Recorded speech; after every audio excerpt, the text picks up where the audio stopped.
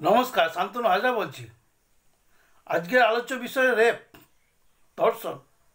অবশ্যই তার কারণ হচ্ছে গত পরশু দিন একটা ভয়ঙ্করতম রেপ হয়ে গেছে। এই রেপটি একমাত্র তুলনা চলে গেলবারে আগস্টে আমাদের এখানকার বাংলার সবচেয়ে বড় মেডিকেল কলেজ আরজি কর, সেখানে একটি ডাক্তার মেয়ে রেপ এবং মার্ডার হয়ে যায়। গোটা বিশ্ব উত্তাল হয়ে পড়ে যে মেয়েরা তাহলে এরপরে নাইট ডিউটি করবে কী করে, ডাক্তারদের নিয়ে আমরা সমাজে চলবো কী করে। স্বাভাবিক মহিলাদের নিরাপত্তার বিষয়টি নিয়ে গোটা বিশ্বের মহিলারা রাত জাগে, উই ওয়ান্ট জাস্টিস বলে। কিন্তু কোনোভাবেই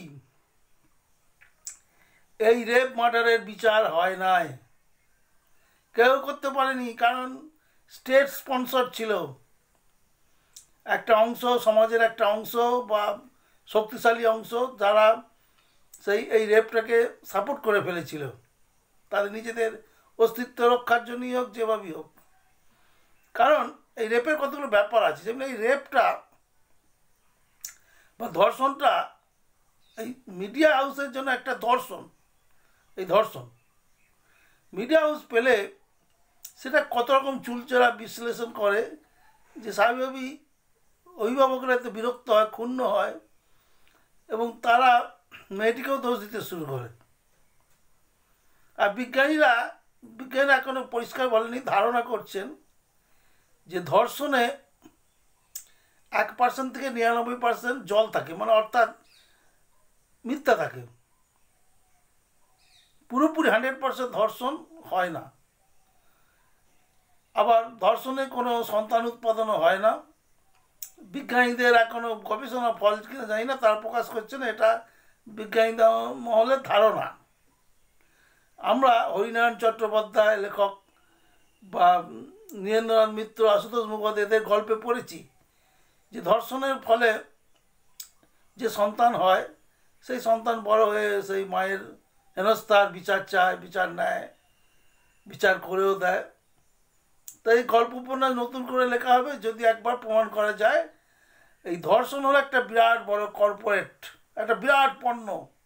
কারণ ধর্ষণে প্রচুর লোক হয়, শুনলে পরে ধর্ষণের বিচার ব্যবস্থায় প্রচুর লোক জড়ো হয় এবং ধর্ষণের যে প্রতিবাদ, বিরুদ্ধে যে প্রতিবাদ, এই প্রতিবাদটা একটা বিরাট পণ্য।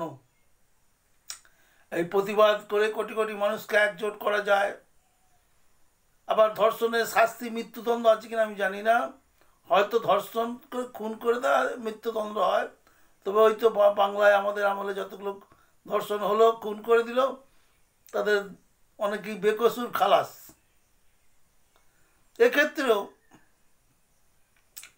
মেয়েটির বিরুদ্ধে হয়তো কপিল সিব্বল বা এত জোরে হাইপ উঠবে যে এত লোক আন্দোলিত হবে যে সরকারটার ওপরে এত নোংরা লাগবে যে সরকার কপিল সিব্বল বা অভিষেক মনু সিংভির মতো উকিল ছেলেটার পক্ষে দিয়ে দেবে, রেপিস্টের পক্ষে দিয়ে দেবে, কোটি কোটি টাকা খরচ করে দেবে, বা সুপ্রিম কোর্টকে পরিচিত করে পার্সিউ করে এ নিয়ে গিয়ে ঠান্ডা ঘরে ফেলে দেবে।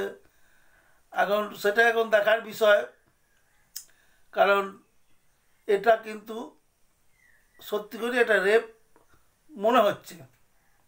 কারণ এই রেপে যেমনি নায়িকা আছে তেমনি ভিলেনও আছে, আবার একজন নায়কও আছে যার কথা মতো এই রেপ নথিভুক্ত হয়েছে পুলিশের খাতায়।